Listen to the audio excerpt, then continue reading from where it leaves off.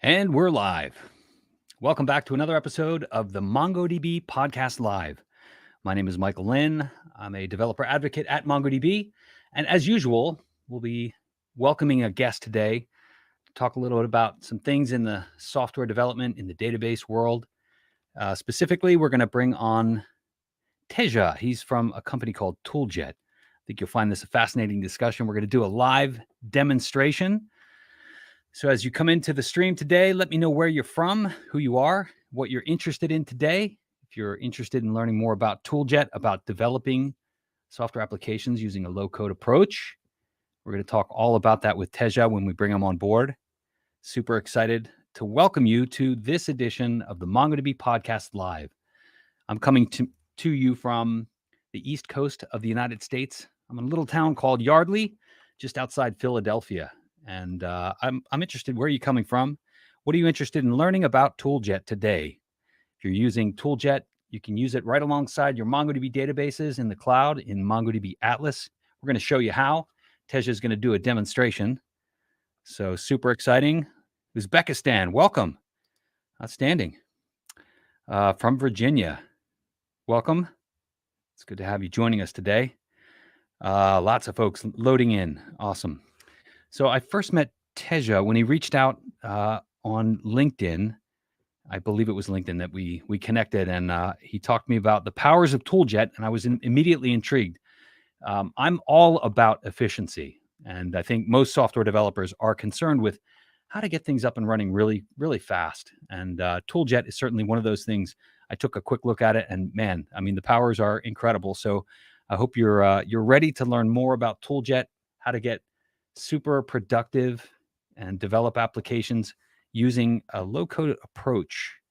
So without further ado, let's bring our guest into the stream. Teja, welcome. It's great to have you on the podcast. How are you? I'm doing great, Michael. Thank you so much for having me here. It's an honor to be here. I'm privileged to be talking with you and everything about that we can have uh, all about the mutual expertise in terms of the databases and also the platform that brings efficiency as the first thing towards development process. I'm super Yeah, glad. Thank you so much again for bringing me here. absolutely. It's absolutely my pleasure. I'm curious about your background. Before we dive into ToolJet and start talking about how MongoDB and ToolJet work together, I wonder if you wouldn't mind telling the folks who you are and what you do.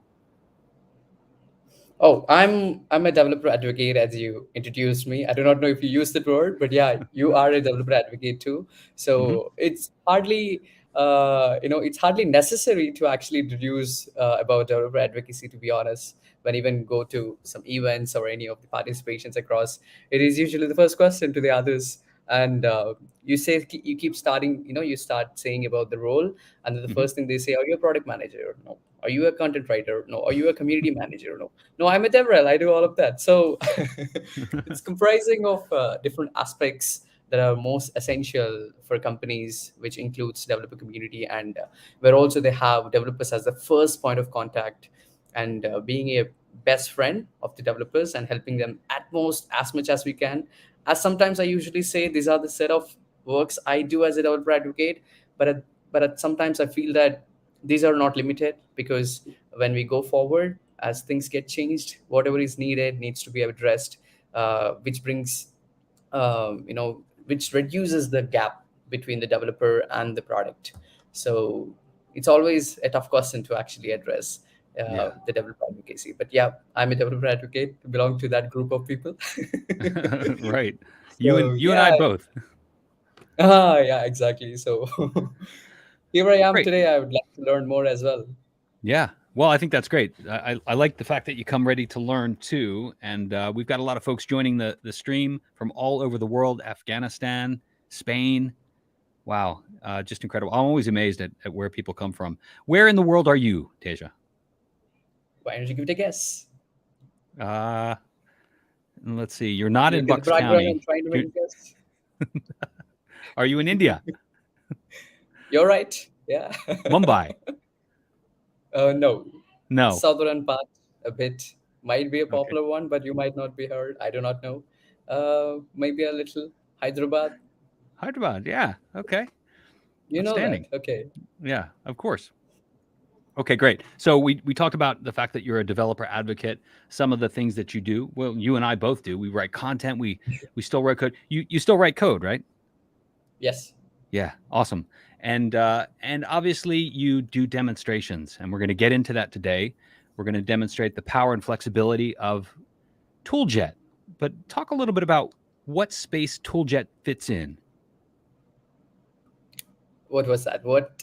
Yeah, what space? Like what problems does ToolJet solve? Hmm. So, majorly, as we are talking about, ToolJet is an open source platform and also open source the low code platform. But Hmm. essentially, although there exists a lot of low code, no code platforms out there, the key problem that is ToolJet is addressing right at this point of time is essentially about bringing efficiency in the software industry, even in the companies. So it's always the same fact that companies or employees inside companies or developers specifically spend huge amount of time to actually build product for people. So they essentially spend huge amount of efforts and teams, multiple cycles of work, and everything structured, streamlined, and things goes as expected and as planned. All about is towards building a product for the people. But then when it comes to making things happen for customers or for the users, it's also important for internal teams or the companies or the teams that has been curated and started working for those product need to be so efficient. So there has to be also be they do not need to spend much time on maintaining things that are internal focused, and they have to be do you know that there are people that actually spend huge amount of teams and a lot of efforts engineering cost, where they actually spend their time, efforts, resources, everything on building and maintaining internal tools which are being built by themselves, right? So there are a lot of examples to it. But then coming to the point of why tooljet and what aspect it is addressing is majorly about cutting down those engineering efforts that can bring more productivity to the product as the other part. So it's all about bringing efficiency and cutting down those engineering efforts that are being spent on internal tools, where in case they can utilize this low code solution, that they can bring more efficiency towards it. And Hmm. engineering is all about that. So Absolutely. tooljet comes in hand, and it's in parallel, which aligns to those aspects. So that is also the reason why there are integrations in it. Although there is a REST API operation that you can actually use it to perform any operations to across different products, but still there are integrations and plugins. It's again getting things closer and closer so that it becomes more effective and efficient and easy to use Mm. as moving on. Hmm. So we're talking about a tool called ToolJet, and you can get more information at tooljet.com. But don't browse away too quickly. We're going to talk a little bit more about the foundations of ToolJet, how it works, and Teja is going to do a demonstration. So stay tuned for that. I also want to talk about the fact that it's open source, right? You can check it out at github.com/tooljet. Is the actual repository that you can download. Check out the source code. What's the revenue model? How does ToolJet make money? That's a good question. Hmm. So, as it's an open source, but there is also an enterprise offering that ToolJet offers at this point of time, where the essential part of ToolJet has multiple versions of the product. First and the foremost is about the community edition that currently is being offered, the repository that you have displayed. If you go to that URL, the one that you see is actually the community edition. So Hmm. you can clone it or use the existing Docker images and pull them up and start running it and use it as much as you can. So these are the community edition that is for the community, and then it's built by the community, where it's all about like the contributors and a lot of things. So currently it holds around 350 plus contributors across close to 20,000 GitHub stars. So it's at this point of time, it's the open source product that I'm talking about. At the Hmm. same time, the other side, it's also about the enterprise edition, where it brings on to bring this offering is specifically for those companies who are at scale. So there and Hmm. also people who are looking for more capabilities that are beyond open source and beyond, which are not possible in community edition, or at least we are offering certain features that can be used as an enterprise grade thing. Because there are a couple of variants in terms of open source as well, and now this enterprise edition, which comes with multiple other features on top of adding SSO with specific OpenID connects, and then certain Hmm. aspects of audit logs where you have this premium, or you would need essential some some features helps you to get through the audit logs and the operations that have been performed by different users, and setting up the environments where you have tooljet insert in production, and then you want to have it in a development environment and then staging environment. And maintaining this would include some efforts if you go with community edition, but then if you get Hmm. into the enterprise edition, that becomes at ease. So the business model is where that you have multiple other features on top of the community edition that brings more efficiency, and it brings it can make things at ease, right? So at the same time, it also being at the number of users, as now companies adopt using tooljet as an internal things, and they start using tooljet apps. So then it begins on with the users, the number of users that begins in, and there are types of users in it, and then it charges the charge going goes on the licenses, and then it goes on the number of users that also they're also starting to use with. So yeah, it's pretty straightforward. It's and you can go for tooljet.com/, uh, pricing, if I'm not wrong, but yeah, you can always find it at tooljet.com. In the nav bar at the top, there is a pricing section where you have a lot of other offerings. Yeah, there's a couple of more aspects, but then I hope you got the glimpse of what the Yeah. differentiation between the open source Yeah. product at the same time as an Yeah. enterprise offering. Yeah. Great overview. And I think it's a common model. So you can try it. You can clone it, fork the repository if you want to, modify it, submit modification requests, and it's really active. So I like what you said there. It's got close to 20,000 stars and over 1.9 thousand forks. So it's a very active, vibrant community around ToolJet.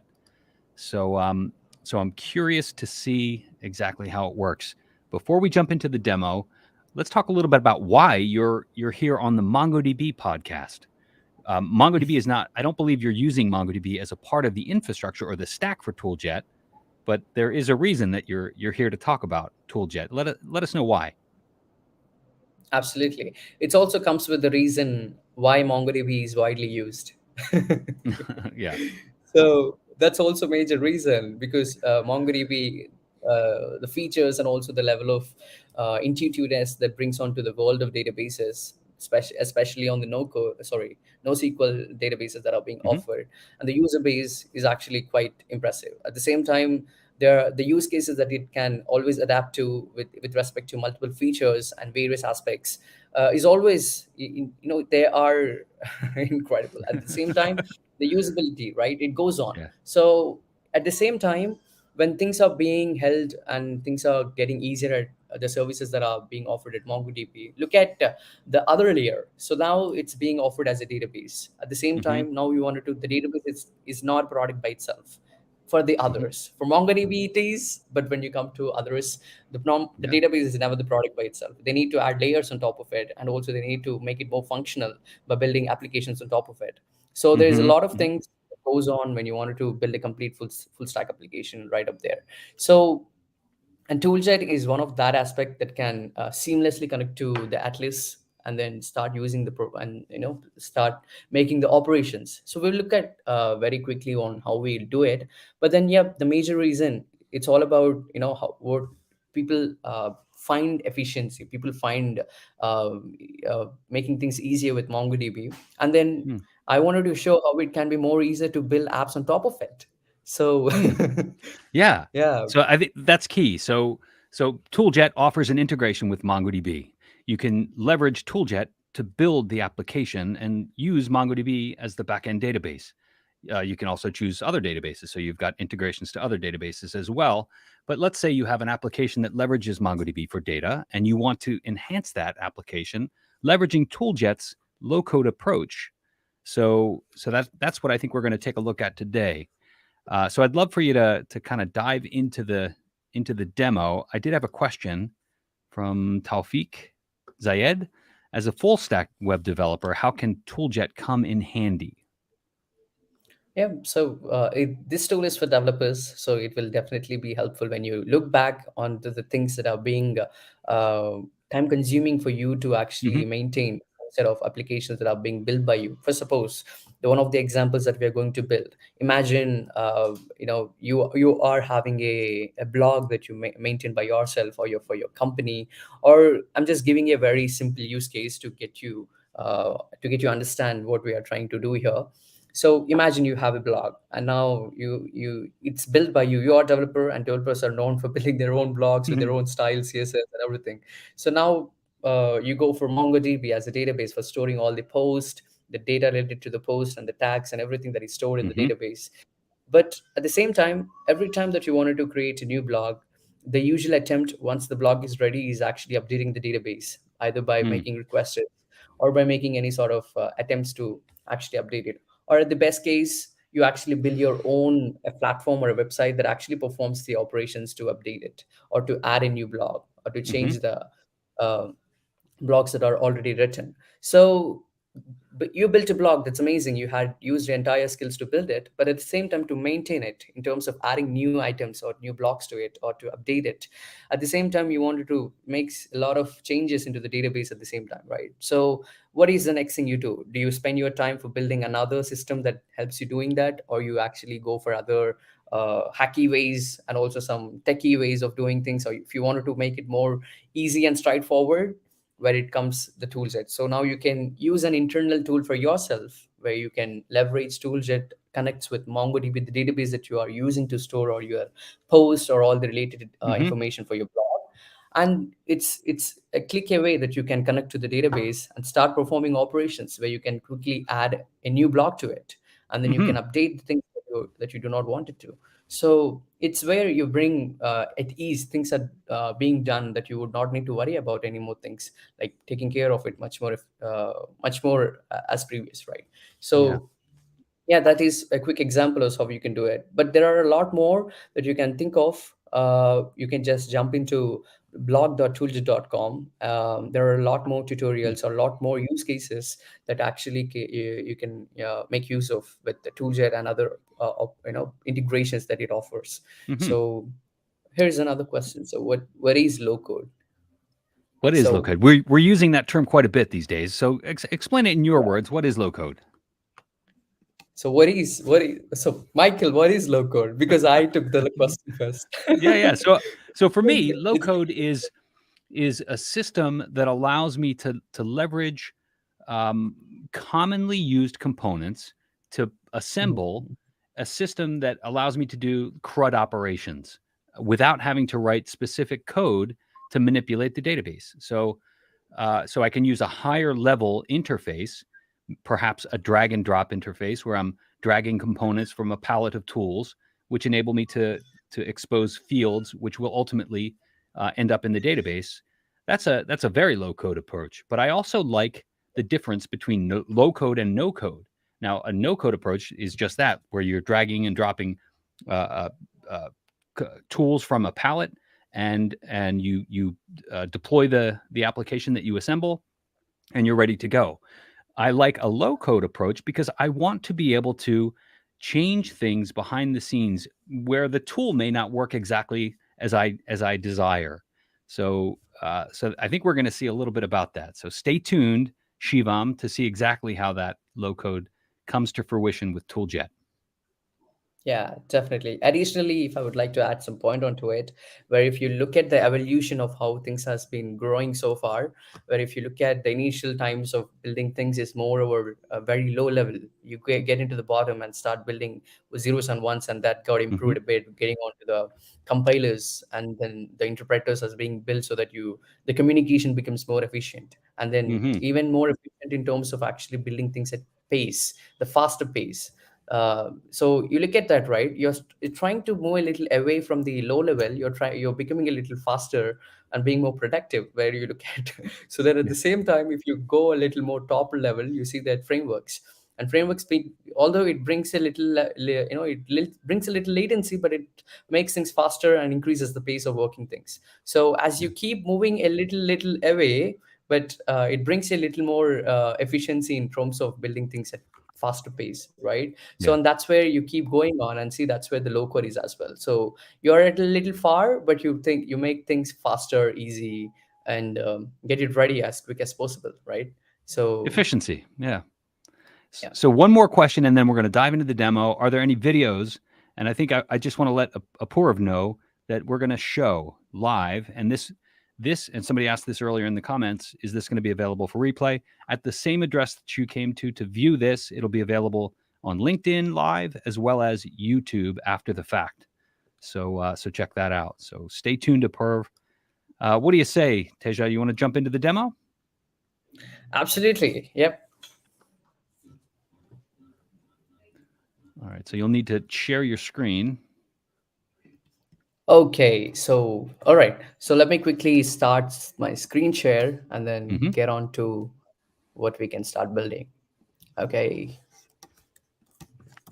All right, here I am at my browser. I hope the screen is visible. So if you just get on to tooljet.com, so if you would like to do it along with me, it would take you to actually set up the database of the MongoDB. But here we are at. You can quickly log in or try it for free. But then I'm already logged in. You can just go to app.tooljet.com.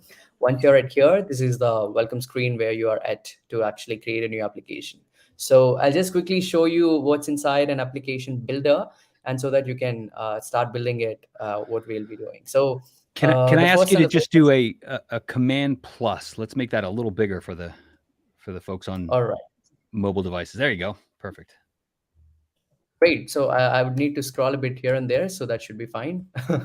Okay. So as now you're here, so this is the the welcome screen or the dashboard where you have all the applications that you have created. But I'm not going through everything here, but I'll just quickly show you what we are going to build at the first place. So all you need to do is to, once you're up here, you can click on create new app. So this is what the button here. So the moment you click on create new app, this will get into the application builder. Okay, this is where the all fun begins and what we're going to build.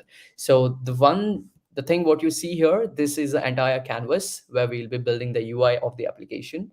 And then how we will be building the UI is all about using the components. So as Michael was saying, the pre-built ready to use components are here, which is at the right side. So this component manager will help you to use these components for your UI. At the same time, this components manager will also help you to define your components and set their properties and styles as well. At the same time, as a part of UI is done, and then once you come back to the connection part, this is where the query panel comes in. So the one which is going up here is a query panel from the bottom. This is where you actually connect to different integrations, and the one we have already connected to is the MongoDB. So I'll show you how we can also do that. But then giving an introduction about how you can start using it right from here. So query panel is where it's responsible for connecting to different applications and creating queries that perform certain operations. So maybe it can be create, read, update, or delete, or even fetch requests that can be done with the REST API. So all of this is at here. So I hope you got a quick overview of the app builder. We call it an app builder. So here it is, all of it. So let's go ahead, quickly look at how we can connect to MongoDB first. So all you need to do is to get back to the previous screen where you have where you're at the welcome screen, the dashboard thing.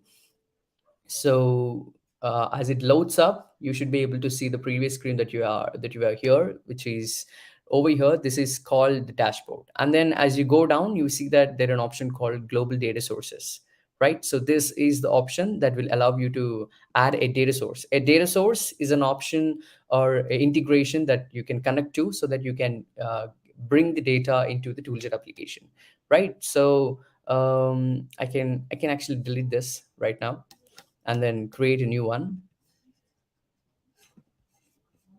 Yeah, there you go. So it just got deleted. So I'm going to add a new data source. And then the one thing I have to do is to get onto databases, or it's already here. And you see the option MongoDB. So you click on that and you have a couple of options to connect with it. The one is manual connection. Another is connection using connection string. So connect using connection string is some of the things that I always prefer, with me at least. So here, if I'm getting onto my database, so this is the uh, Atlas that I have. The collections, all of that is here. Once you get onto the previous page of the cluster, Mhm. 0. And I'll explain why you're doing that. So Teja Yeah. is in MongoDB Atlas at the moment. He's created an account. He's using a free database. He's launched a free tier cluster, M0. That's free, by the way, free forever.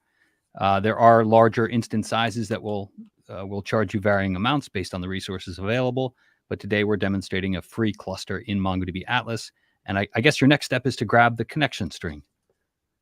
Absolutely. So how do I do it is actually clicking on the connect button right up here. So the moment you click on that, you would be able to see a certain number of options that you can leverage to start connecting to your application. That one, I can choose a shell, or all I need is the connection string. So is it the one? No, I don't think this is the one.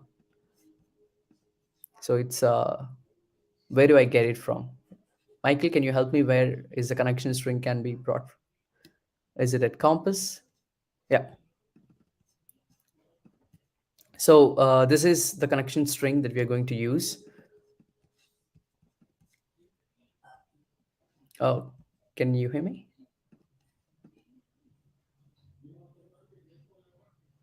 Sorry, I was on mute. Yeah, yeah. So yeah, the one Oh, for Compass I will was work. wondering if my internet got broke. No, no, no. Can you It's hear me, all Mike? good. Yeah, I can hear you. Okay, Yeah. awesome. So That should be fine. Here is the connection string, so you can just copy this up. I would need to actually set it up here the moment you get onto the page that we are previously at. We choose the MongoDB and then the connect with connection string. And once we are here, we just need to paste this, and you need to change the password. So I'll just quickly change it and connect it and come back. So you just need to MongoDB and then go back here. So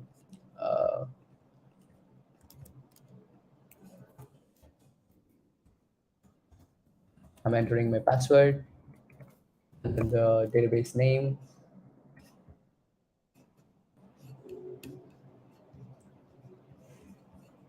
There you go. So I have connected it to my application. So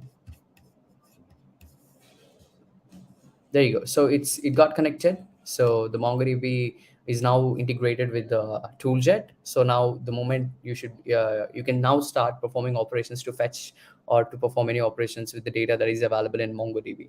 So all you need to do is to, once you have this created, you just need to click on text connection and click on save, so that will be ready. You can also alter the name if it is needed, but essentially I can keep it MongoDB right now. So getting back to our application, we'll make a quick refresh so that the global data sources, the data source that was created, which will be live here. All right, there you go. So now you see that an option under the global data sources, you have an option which is MongoDB. You can just click on that, and then you see that there are a certain number of operations that are available to use. So this, what we have done is we are going to create a query. So this is called the query panel, and now we are going to create a query in it. So the operation, what we're going to do is actually to what we can do is actually fetch all the posts, right? So how do we do that? Is actually to get find many. So if you see it's that again, we have, it's a little small to see. So if you could oh, okay, is Command it so? plus, yeah, there we go. Yeah, there we go. I hope this is visible. Yeah, if you hit Command plus, it should stay larger. Yeah, yeah, Yep. that Okay. will bring. Okay, this should be fine. So we are here creating the query.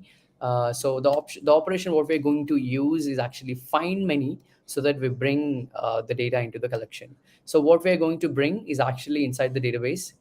As we are in the database, as we get on to the browse collections, so this will bring us the collections that are there. The database is CMS, and then there are authors. So cms.authors, where it has all the objects or the documents, which are all the authors right up here. And then there is also another collection which is about post. So it includes all the post data and then the tags to that post. So tags to that post are are very generic. So it's a low code, no code JavaScript tag. So it has an ID and a tag to it.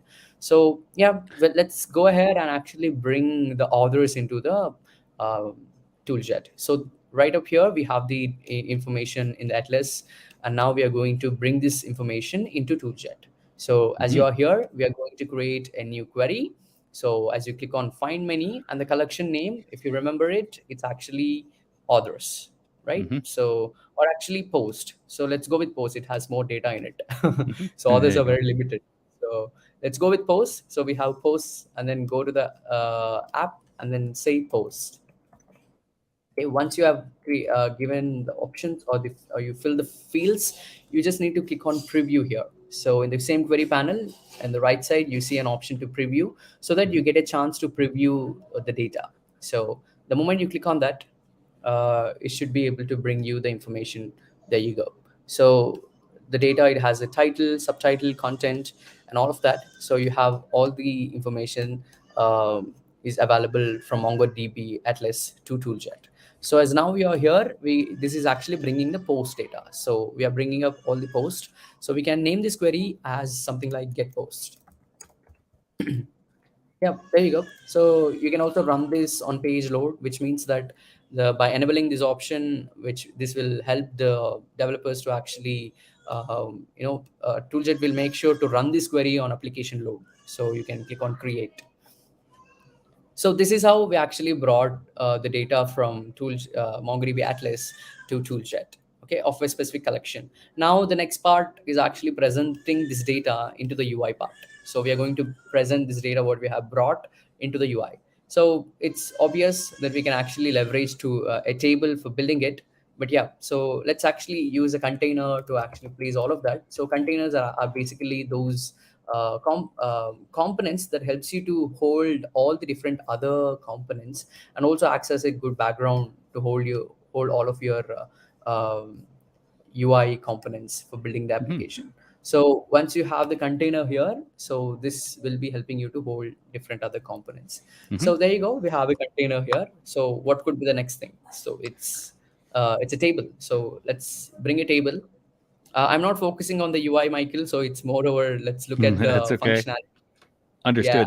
Yeah. So it will take some more time. So beautifying is more easy in ToolJet, but it also consumes much time. That might bring a little restlessness. It's So okay. yeah, so we have a table here. It has a dummy data here, so I can just remove this, so that the table becomes empty. Now what I'm going to do is actually connect this query, which is the one we created, the get post, to this table. So we're going to connect this query data to the table, so that all of our information from MongoDB will be presented here.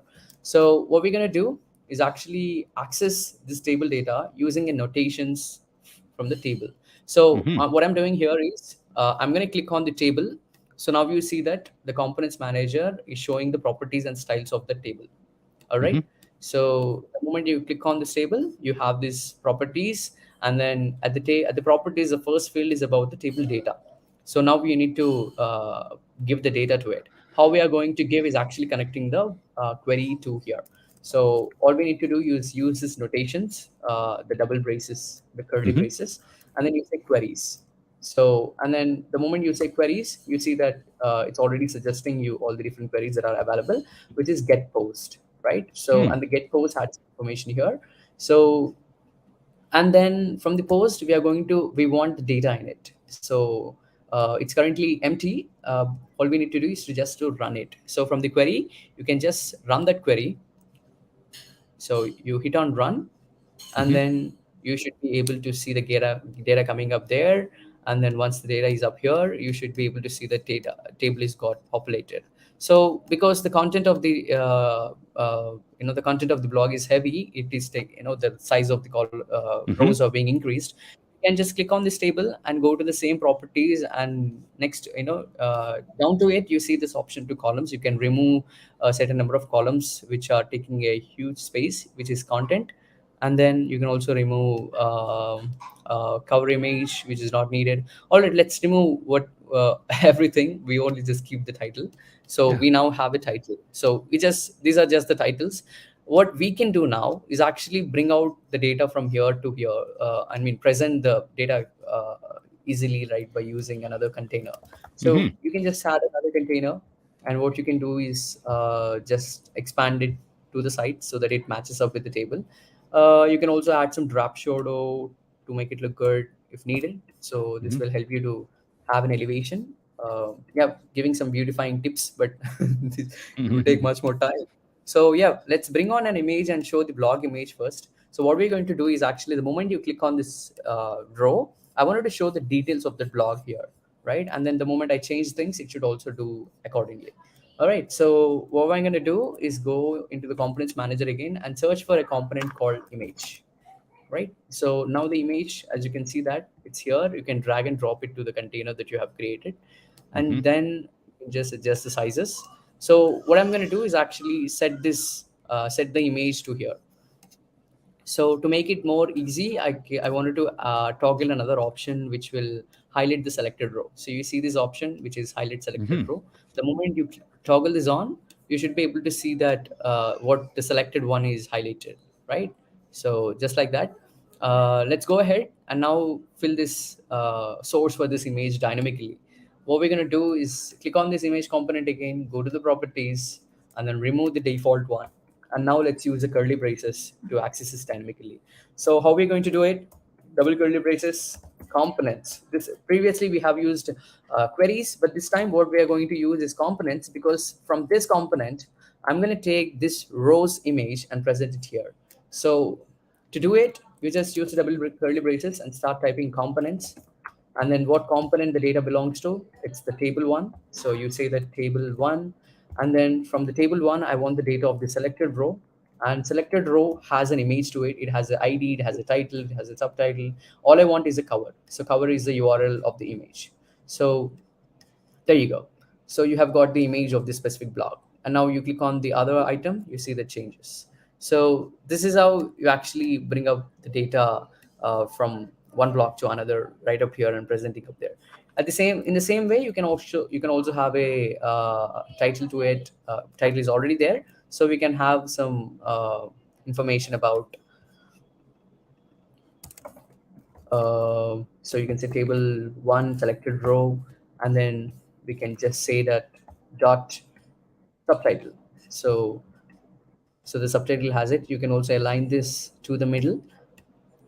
All right. So then this can be little, maybe a little 18-ish. All right. So now you see that the moment you click on another row, a different row, it shows up the image of that row, of the blog, and then the subtitle of it. So it just changes dynamically. So this is where you're weaving the content. At the same time, you can also edit this. So how do I do that?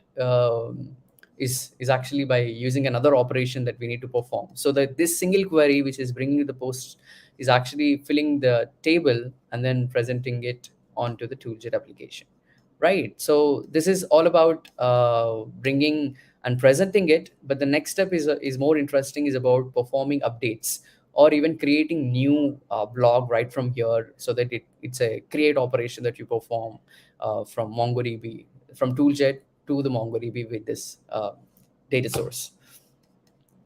All right, so let's create an option that helps us to update the content, or even interestingly, let's create an option to create a new blog itself. So you can, what we can do is actually add a button. So a button that could help us to create. So we can actually add a button to help us to take to a place where it helps us to create a new post itself. So you can just say create, or you just say new, and I can set the styles to uh, it's okay. Let's keep it the same way. So the moment you click on new, I wanted to take it to a new page where it helps me to create a new blog. So for that, I'm going to create a new page. So what you can do is to get to left sidebar, and you see this option called pages. This pages option will help you to create a new page. And the moment you click on plus, and you see that there is an option to create a new page. We're going to create a page which will help us to create a new blog post. So you can just say new post. I'm going to hide this page, so it would not need it to be, written well in terms of names. So yeah, as you can switch from pages to pages. So what I'm going to do is actually, the moment I click on this new button, I wanted to get take me to the another page. So all you need to do is to click on this button, go to the events. Yeah, the moment you click on that, you see the properties, and then you have a section for events, and click on event, and the event is on click. I wanted to switch page. So the action is to switch a page from here to something, and the something is nothing but new post, right? So if you now look at the moment I click on that, this event get triggered, which is like on click. I wanted to switch page, and that is new post. right? So there you go. So that's how it works. So I can get back to my previous page, and the moment I click on this, it takes me to the new page. So yeah, in the new page, what we're going to do is actually, I have another UI ready so that I can bring it. It wouldn't consume much of our time. So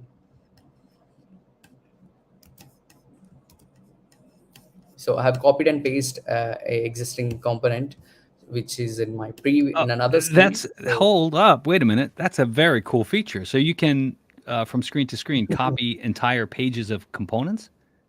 exactly, yeah. Oh, So these are very cool. individually built as Yeah. just how we actually build from the beginning, right? So this is a Hmm. text field, text component, a divider component, a button, and another text, a text field. So it would consume a little bit of time to actually build this entire page. But instead, I had a previously built app, so I copied and pasted it Talk here about so that efficiency. we can. So yeah, we are on it, and it's helping a little. So now, yeah, the UI is ready. Nice So now the work. next part is about, yeah, next part is about MongoDB. I need help from Michael. So I have a lot of questions for Michael on how I could perform this Uh-oh. update or create new operations. So you have more challenges coming on, Michael. So Okay. I'll so do my best. awesome. So yeah, I wanted to create a new query. So what operation should be helpful for us? So is it Well, list? I'm gonna y- zoom it first. I know. yep. Yeah. Yeah, so maybe is there a search functionality in the tool? Yeah. Like maybe we could begin Yeah. to search for blog We posts. can search. Yeah. So we need an operation that actually S- performs on top of MongoDB. So is it update one, update insert one, So distinct count, if we're gonna find something, let's do a find one. find one? Okay. Yeah. So this will help us to find one, right? Mm-hmm. So, but we wanted to actually add a post. So we wanted Oh, you to want to add a add. post? Yes. So Okay. so we are going to. I'll just reiterate. So that the UI we have is for new post. So this is responsible. Okay. I wanted Got you. to add a title, subtitle, content, and then I say submit. And Okay. then So what happens is, that's gonna be an update. yeah, exactly. Yeah. So what could be the right operation is possibly, if you look at close enough. Insert one. You're right. Yeah. So it's insert one. So for to which collection I want to add it, it's post, right? So because we're going to create a new post, I'm going to add it to the post. All right. So now we wanted to add the syntax here or the document structure, which will help us to actually perform these operations to add it to the MongoDB collection, right? So if you're aware, so I'm going to bring this style of component. So where you see that it needs to be a title, and then you're bringing the data dynamically. So you see that we are not typing this manually, but instead what we are doing here is we are starting with double curly braces for the Mm-hmm. title, and then So say you've brought that the document model in. You brought the document model in for the posts collection, and now you're going to yeah, populate the fields values with the component values in the page. totally. Yes, you're right. Yep. So Yep. now for the title, the value of the title should be coming up from this component, the text input one. So what you see here is the ID of this component. So the way how we could access the data inside a specific component is by using its ID. So this ID will be helpful for us to bring the data inside this Mm-hmm. component. All right. So at the same time, so here we are at the title, and now we wanted to bring the data dynamically. So we'll go with the same notations, double curly braces, they should be inside the quotes, and once you have Mm-hmm. the double curly braces in and out, and then what you need to do is to start typing components. Yes, inside what component you want to bring the data from, it's text input one, right? So you Mm-hmm. say dot text input one, right? And Mm-hmm. then you say that it has a couple of attributes. It has an ID, it has set focus, it has some functions to it, but we are interested in its value, right? So Mm-hmm. now we have it. But yeah, this is how we have populated all of that. So which has component text input 2 value, and all of that is going on in the same way. But yeah, if you have to just look at it as a preview, so let me actually try it out by showing you how it works. So let me create a fake bring a fake blog. So if I go to dev.to maybe tooljet, so this is where you have a couple of blogs here, and then this is a recent blog.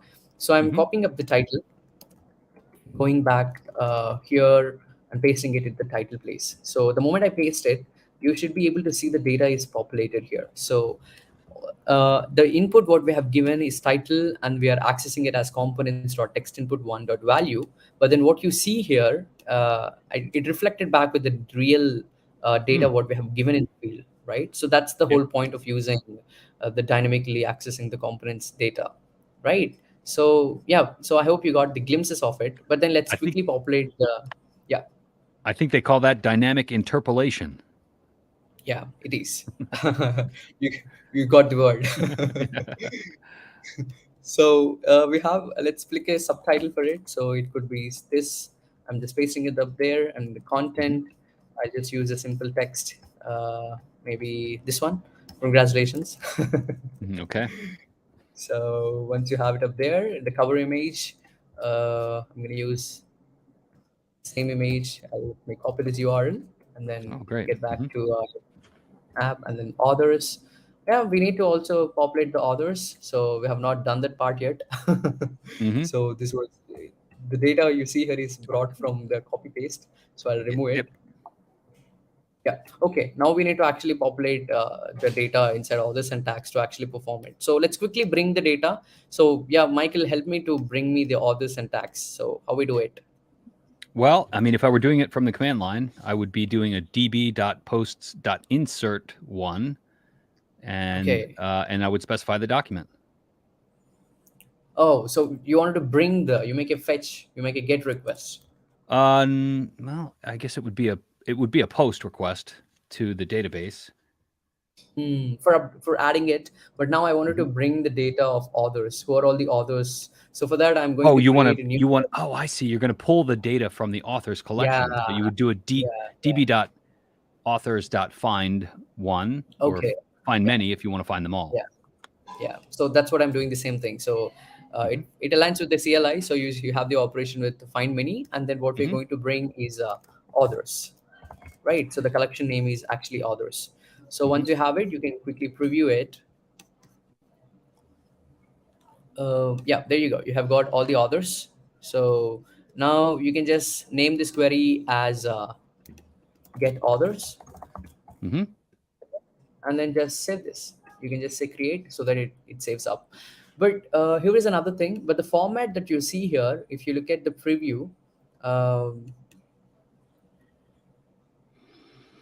so yeah, if you see the format, each of these are actually different objects by itself. So in each of them there are a couple of IDs, names and email and all of that. But Hmm. for a component like drop down, it expects much more simpler format.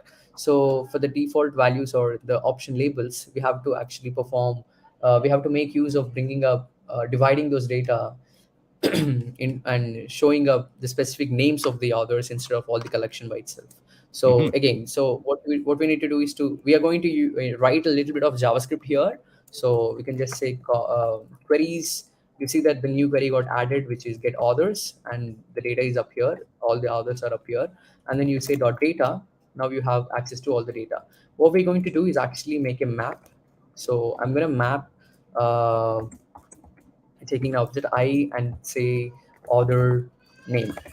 So now you see that the object got, we made a map function so that we only bring the names of the authors Hmm. as a array, right? Previously it was not this. Previously it was a much more nest, or not, sorry, it's an object which has objects inside the, a couple of objects inside the JSON, right? So Hmm. now we were able to use a map function that allows us to alter a bit of the, sorry, that allows us to grab a few author names right from the JSON that is available. So we'll use the same thing and put it into the default value. And now the moment you click on others, you should be able to see that. Are we here or here?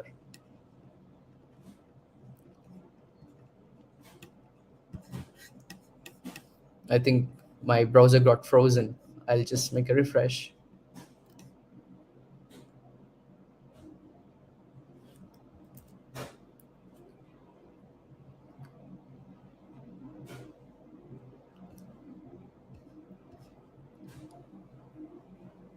Okay, there we are. And now, yeah, I'm getting onto the authors. and you have this data. We just need to run this, get authors. The moment you run this query up here, it should be able to bring all the authors from the database. It shows a notification that query or get authors is completed. And once you're here, then it says get authors data map is not a function. So let me see what is breaking this.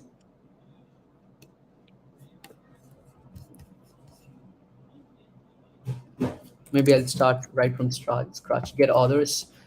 Yeah, because it's not loaded well. So you can just preview it again. Once it's up there, now you should be able to see the data is up here and say data.map. I'll just zoom it a bit. Map. There you go. So I There think you it go. should also, yeah. Debugging So in now real let's click time. on authors. Yeah, but it still seems to be not working. Okay. So It wouldn't be a demo if something didn't work as planned. absolutely, but there is some issue with the browser that I'm being on. It's keep freezing. So so yeah, that's Okay. how you bring the data from from Very logical. MongoDB. I love the logical approach. It's and I'm quite impressed at the speed that you were able to put this together. So, Oh yeah, great stuff. I wonder if there's yeah. any questions from the audience. If you're watching and you're wondering about some aspect of what you've just seen, what Teja just did was basically build a blog from scratch using ToolJet, connecting to a MongoDB database in the cloud using MongoDB Atlas, and did that in record time. I mean, less than 45 minutes, I think. So Yeah. great job on that. If there are questions from the audience, make sure you put them in the comments. Let us know, and we'll do our best to answer those. Definitely. So yeah, we'll keep these things for a while. So the others, for some reason, it just keeps halting in between. But yeah, this is Yeah. the straightforward approach that you have to set the queries, and it is how you actually access the. You can write JavaScript that can allows you to pick a specific aspects of the JSON. Even it will help you to what do we call alter some of the response that you're getting. So keeping that apart, let's also try actually to make a last the update operation without all the syntax. So let me see. So is there some specific aspects that we have to make sure if we have to exclude other syntax, Michael, because the actual doc or the collection which has this other the blog, the post, right? So if you look at this, you have the post which has the keys which is author name and tag, right? So now we're not going to populate this, all right? So is it okay? Does MongoDB allows, or is there some format changes that we have to do, or any? I need your help on that front on using this. So it should be okay. There shouldn't be any issue there. Okay, so we'll try to exclude two options, which is author name and tags. Yeah.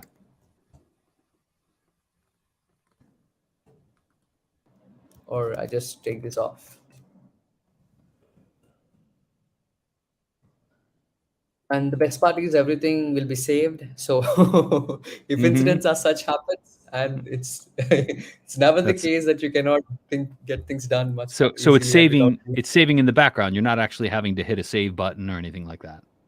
Yeah, it always saves. Yeah, you see Yeah, that, right? It's great. already saved. Yeah, now I click on this, and it's this is where we stopped at, and you click on new, and this up here, and I do not want to disturb this, so that it might get altered again. So yeah, we're gonna go and update this add post. So we're going to remove a certain fields names. So I'll just go with the title, which we thought to add. So we have a title here, a subtitle. So we'll go for getting on to subtitle. Where is this blog? Okay. So we'll take this.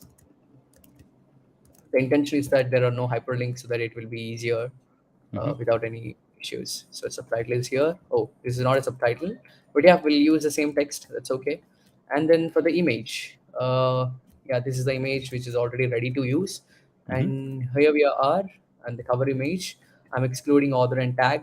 So yeah, now we are here. You see that we have title filled up properly, and the Mm-hmm. subtitle is got populated as needed. The cover is there, and then the author name, and then the published on is some, or the tag name is something we have to remove.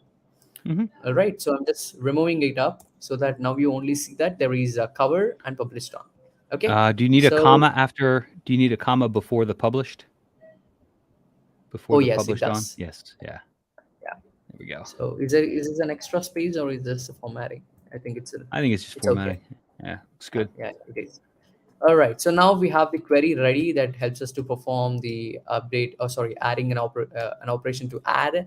Mm-hmm. So I'm gonna save this.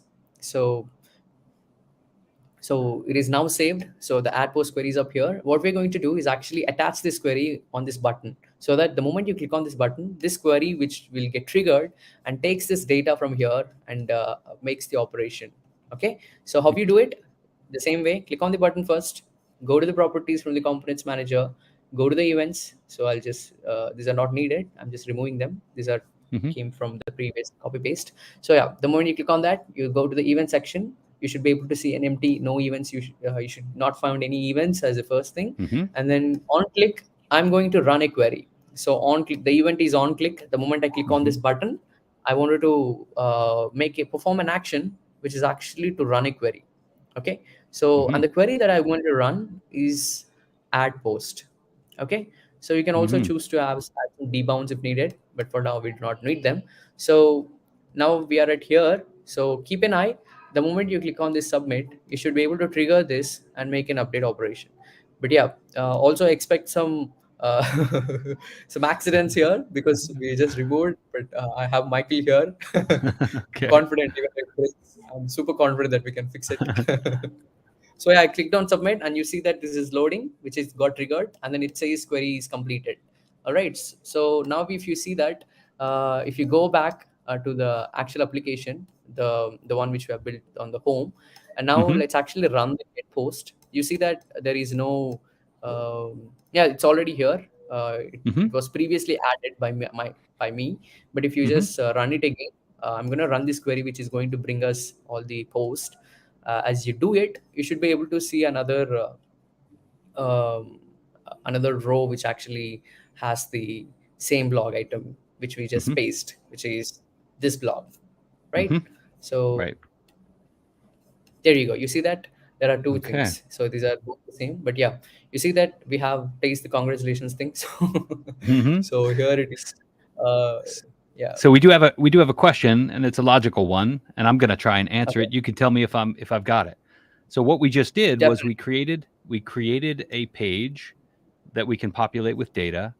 We created a Mhm. query, which is going to be the action that's performed when the button labeled submit is hit, and that query action is going to do a MongoDB operation called Yeah. insert one, and it's going to insert a Yeah. document into the database. Now, if I wanted to update that, I would then need Mhm. to have another action created.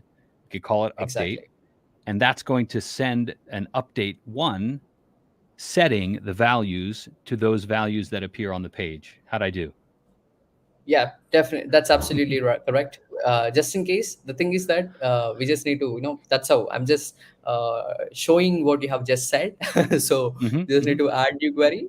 What you need to do is to click on the data source, and the operation that we're going to do is for updating, we need to find that first. So we need to find one and perform the update. So you click on mm-hmm, that, and then the update that we wanted to perform is on post. So you give the collection post, and here comes the formatting thing. So for that, I'm going to bring up. So for that, you have to use this advanced way of bringing operations inside this. So mm-hmm. Michael will be Ooh, helping yes. me. Okay, so I recognize what's happening here. So what you've got here Yeah, is the syntax of a find one. So on the yeah, left you see curly braces and the underscore ID. We're going to find the items in the blog posts collection whose ID, and here's the operator, are equal to the operator Mhm. ID that we have in the page. All right. So, oh, I was not aware. Is it that descriptive? It's like Yeah, each of the ID symbols represent a equals. specific Yeah. aspect. Yeah, Yeah, it now makes me it now makes sense. Yeah. Yeah. So for actually to perform an update, you also need to give the data on what are the changes that you want to do. All right. Mm. So for Mhm. an easy thing, we can just go ahead and actually delete it. So if you do the same thing, it's actually the same thing, the find one and update. Instead you do find one and delete. Mhm. So expect that the fact that you have to add the body to make the changes, the required changes. Okay. Mhm. So for this, all we need to do is actually set the operation, find one and delete, set the post, set the collection, and once you are in the filter, you need to filter what is that you wanted to delete, and you Mhm. do it by the ID. So we'll get the ID dynamically. So if you have to look at the selected rows, so the one we are going to delete this one, parsing Nginx logs using Python. So how do you do it? You just say components, and guess what component it is? It's a table Uh, one. tables. Yeah. Table one. Yeah, that's a table one. And what's the next step? I wanted to S- bring this ID Yep. So you need to find the ID of the selected row, of right? this So selected row. Okay. yeah, you're slowly learning it, Michael. You're getting it already. Yeah. So and then the rows, we want the ID of that. So you see Mhm. that you have the underscore ID here. So Mhm. yeah, there you go. You see that it got populated the ID here and Mhm. equals to the is it operation ID? The Uh, OID? What is that? that is the external representation of that ID. Oh, okay. So OID. the Mhm. most important thing is about this the this equals. Is it so? Yeah, it's an operation. It's an object ID. So it's using the dollar. It's using an operator to interpolate the string form Okay, of the ID to an object ID. There. So got it. MongoDB stores data in BSON, and Hmm, an object, an ID is it looks like a string, but it's actually an object ID. So it's just got it. saying dollar Okay, dollar OID. interesting. And I would definitely need to spend some efforts on actually to enjoy learning it. So Hmm. once you have it up here, it's all about you filter this with the ID. So now keep Hmm. an eye. It would not fade away because we need to refresh it. Only then it fades. I'll tell you how you also do that. So now you're up here. Let's actually preview it. Even previewing does the operation. So now as Hmm. I do the preview, it should give us a some response saying that it is successful, and you see that query is also completed in the top notification. Now if I just run a query to get post, I'll just continue it. I'll just save this. We'll name this as a delete Hmm. post, post single one. Okay, so it got saved. And now if you go to get post and run this again, so you just click on run, the which will help us to bring the post. So it is fetching the updated link, and now you see that nginx thing is not up here, so it lost, so it got deleted, right? So that's how you perform the delete operation. But at the same time, if you see that, let's actually connect these two queries. The moment you delete a query, the moment you execute the delete query, it should also trigger the post get post. So how you do Hmm. it? You just get onto the post, and now as you are here, you go to the bottom, you see there are event handlers, an option to add a event handler. So Hmm. you click on event handler, and then on query success, on success I wanted to run another query, so which is about get post, so that this will be updated accordingly the moment it is got deleted. Okay, so at the same time, what I'm going to do at the meantime, I wanted to show a loader, which gives me a representation that is actually loading. Hmm. So how I do it, you get onto the table one, and then you go to the properties. You see an option, maybe it's in the styles, visibility, no, it's in the properties, where you should be able to see a loader, to an option to add loader. So loading state, right? So it can be turned on or off. If you see that it is on, it's infinite, it's always on. If you turn this Okay. off, it's never on. Right? Okay. So but you need to logically set this so that it only loads when the query is loading, and it won't when the query is successfully loaded, right? So that's where you have this option fx to add code to actually logically set this. So where you can just, that's why we call this a low code platform instead of no code. So No, right. you still use the logics to set things. So how you do it, I'm going to call my query, and the query is actually to get post. So and the post, I wanted to check the status of its loading state. How I do it, You see the first option, Oh, the is loading wow. attribute. So you click on Very that, it's cool. false. Yeah. So now it's already false, so that it never loads. So the Hmm. moment I go ahead and delete a post, so I'm going to go to my uh, let me save this. Hmm. So the moment I go to the query that is responsible for deleting, so the delete post, so for that I Hmm. need to click on a specific uh, uh, blog. So let me delete the duplicates one. You see there are Hmm. two blocks with same title. So I'm going to click on the last one, and now I'm triggering this query to delete. Why don't we add a button to delete it actually? So let's do that. So let's quickly add a button and right up here and say that to delete. Okay, Hmm. I'm setting the title to delete it. And yeah, so once it is here, I want to trigger, the moment I click on this button, I want to trigger the query that performs the delete operation. So click on this button, go to the properties, go to the events. Here it is, and add an event. On click of that button, I wanted to run a query, and the query is actually to delete post. Okay, so that is up here. So yeah, we have set it up to delete it. Let's minimize everything. And now the Hmm. moment I actually delete anything, it can be anything. I can delete this or this or this or this, anything. So let's go delete the same one which was duplicated. Now I'm gonna go delete it. So the moment I delete, hit, I clicked on delete. It got triggered the query that performs the delete operation, and then it should actually also trigger the uh, query that is responsible for the getting the data. So it is So we should expected see to the show loader, those. right? Yeah, it didn't show up. So Hmm. let's go to delete post and see if it is added. So I think we didn't save it properly, so the event got missed. So you just need to add an event on query success. I wanted to run a query which is Hmm. going to get post. So what I'm doing, we're just repeating the same thing what we have done previously, because we missed it to save it. On delete, when it is successful, we added an event on query success. On once Hmm. this query is successful, we are running another query that actually runs another query which is get post. Okay, so and also if you see, yeah, make sure to save it. There you go. So now we have saved it. So the moment, now let's also check if we have added the loader, if it got saved. So if you go to the bottom, you see that the loading state is currently false logically. Okay, Hmm. Hmm. so let's go and delete one more thing. Let's delete the create a new resume builder. It looks a little beautiful. Let's delete this one. Okay. Yeah. So yeah, let's hope for best. The moment hitting on delete, yeah, Fingers it is crossed. expected to delete. Yeah, it did. Yes, there you go. So it Okay. showed a loader. It is loading and it got deleted. Ah, very So yeah. cool. Very cool. So yep, you see that the previous one was also deleted. Yeah. Uh, the one which we actually deleted, but not Previously. triggered the. Yeah. So Yeah. it looks fun. Let me delete one more.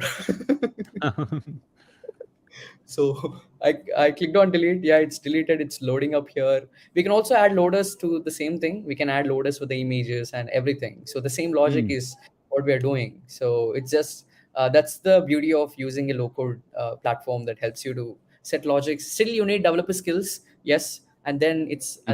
as coming to the same point. It's always helping developers to be more effective. So that's the whole context. It's not about avoiding code. There is an assumption in general that about talking low code is where you actually avoid coding stuff, but it's not really the case. It's more that you leverage writing less code. Right Right, on. so Yeah.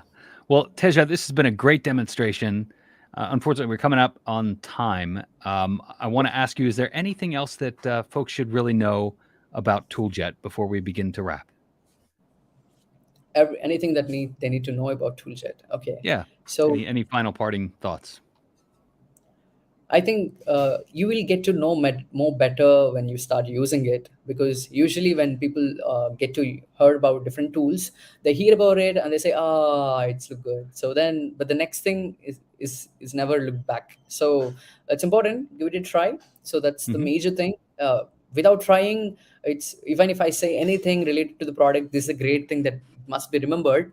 It's of no use. So Mm. if you could make a move and try out the application and see if it is helping you build something and bring more efficiency to your systems, or getting it more effectively, or building more effective applications that can save a lot of time, then that's Hmm. a big move. So hope that helps you. And if possible, self-host it. All you need to do is just pull up a Docker image and set it up. So self-hosting could bring you a lot more efficiency and save a lot of bucks.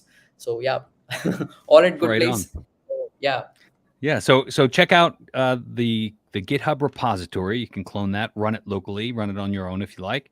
You'll need to create a MongoDB Atlas free account. You can do that from cloud.mongodb.com.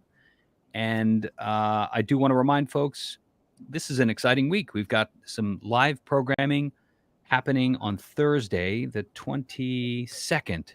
We're going to be live from the Javits Center in New York City.